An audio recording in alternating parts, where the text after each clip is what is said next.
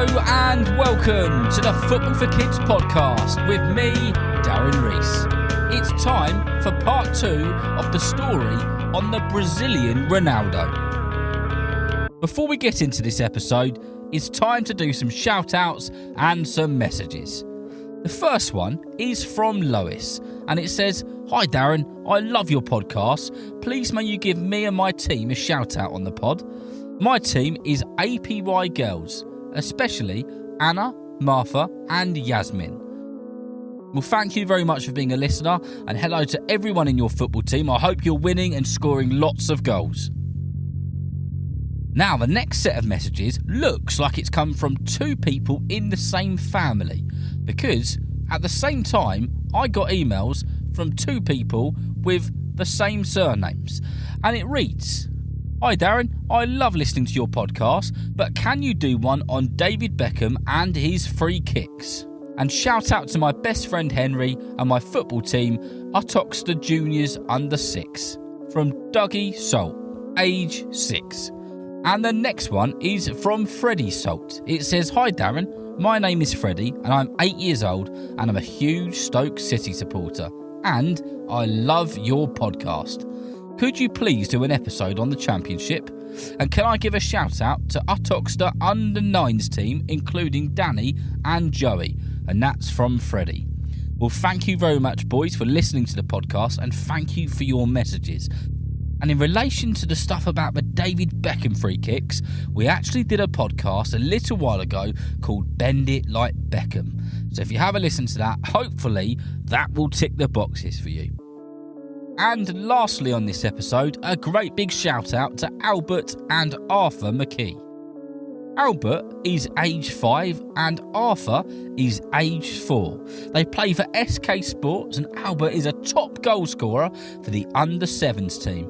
Arthur trains with the under 7s and is hoping to play matches next season. I've heard that you're both big Manchester United fans and you'd like an episode on Bruno Fernandes. That's a really good shout, I like that one. And their dad would like one on Eric Cantona. Well, there you go. There's more requests which I've added to the list. Well, thank you very much to everybody who's been in contact this week. And if I haven't read your message out yet, then I will do in the next few weeks. If you'd like to send a message to shout out to your teammates, your football club, put a request in, or whatever it is, you can ask an adult to send an email to footballforkidspodcast@gmail.com. Right then. If you haven't listened to part 1, you need to stop this and go and give it a listen. Then come back, because it's time for part 2 of the Brazilian Ronaldo story. We left off with a miserable ending at the 1998 World Cup in France, where Brazil were battered by the French on their home soil, and Ronaldo's dreams had been crushed. Well, let's kick off with Ronaldo's Inter Milan career. Inter Milan paid $27 million for Ronaldo, which was again a world record transfer fee. Now, only Ronaldo and Maradona had transfer fees broken 2 times in a row. Ronaldo adapted well playing in the Italian top division. And like everywhere he was before, he was back to sticking goals in the back of the net and wowing fans who had watched him in the stadiums and on Italian television. In Ronaldo's first season with Inter Milan, he was named Series A Footballer of the Year. Series A, as it's pronounced in English, is the name for the Italian top division. Basically, the Italian Premier League. Halfway through his first season, he won FIFA Player of the Year for a second time, and later on, he won the Ballon d'Or. Inter Milan really had landed themselves a superstar.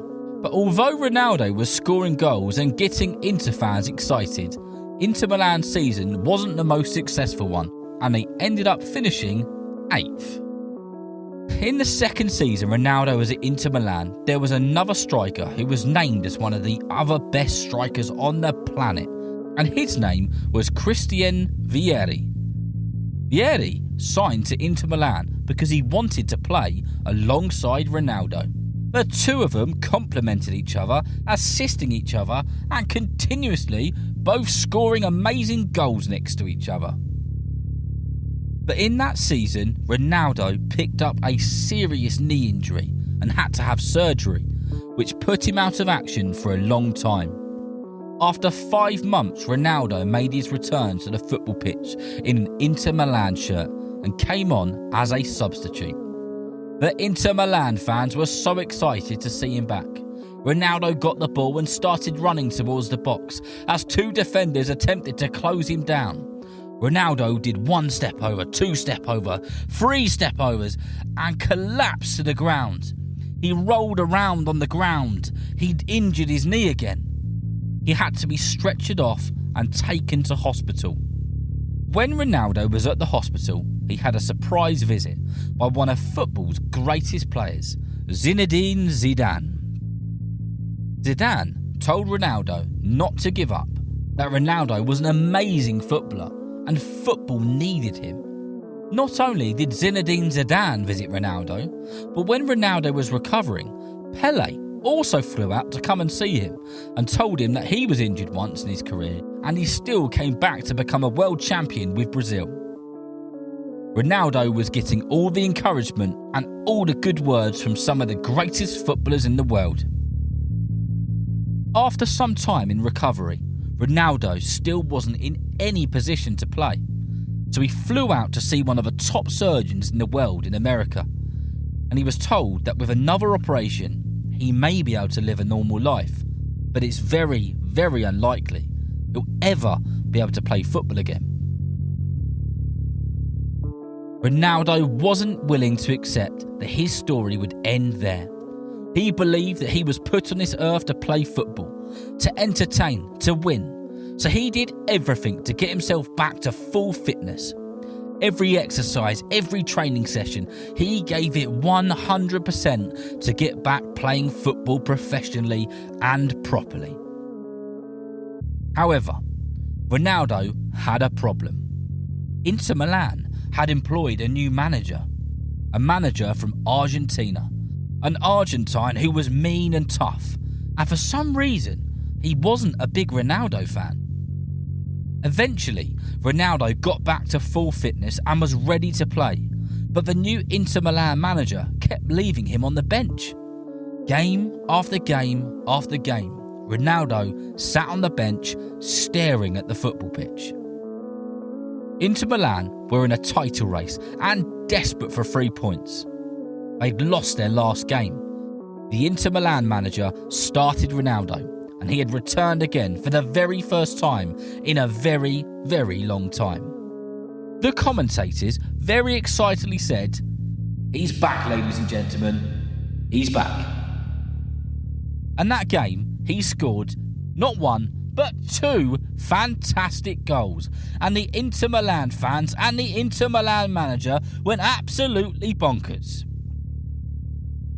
Ronaldo continued to start for Inter and belted goals in left, right and centre. It came down to the final game that Inter Milan had the opportunity to win the top Italian league. Ronaldo started but was later subbed off.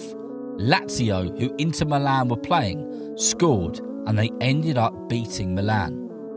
It was heartache for Ronaldo and his teammates. They came so close, but just not close enough. Coming up was the 2002 World Cup, and there was a lot of talk whether Ronaldo would make the team. Would he? Would he get another chance to achieve that goal? The thing which he had dreamt of since a child.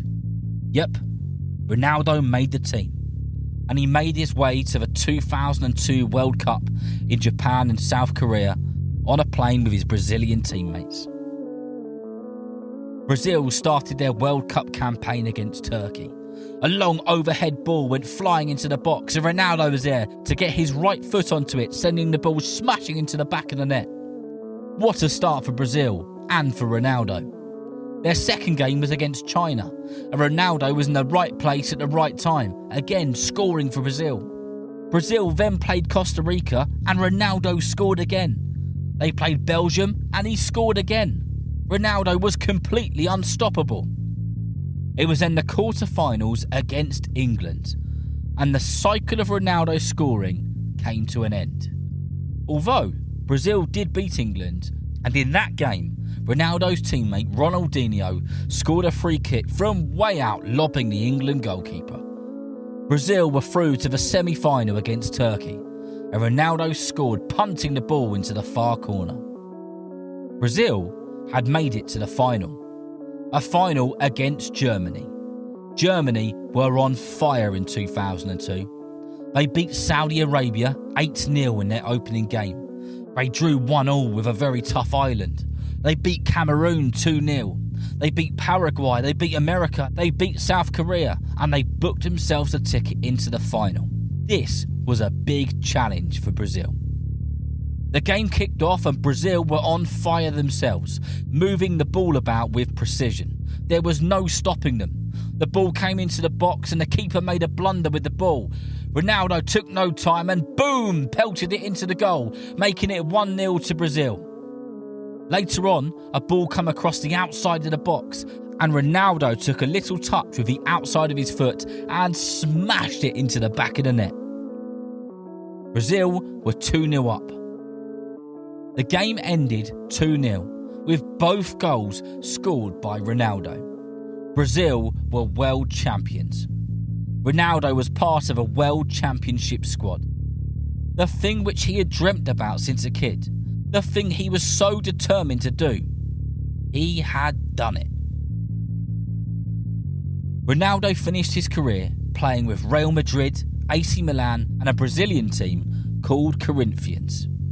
And he retired from football in 2011. He won major titles across Europe and South America. He scored tremendous goals.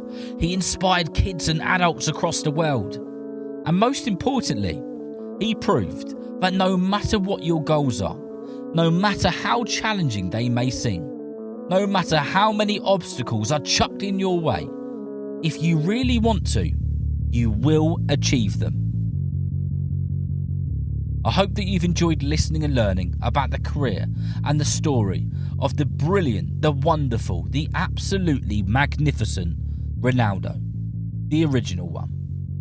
And remember, if you know someone who loves football just as much as you do, then please tell them about Football for Kids. And whether you're playing football soon, watching it on the telly or pitch side, I hope that you enjoy the game. See you next time.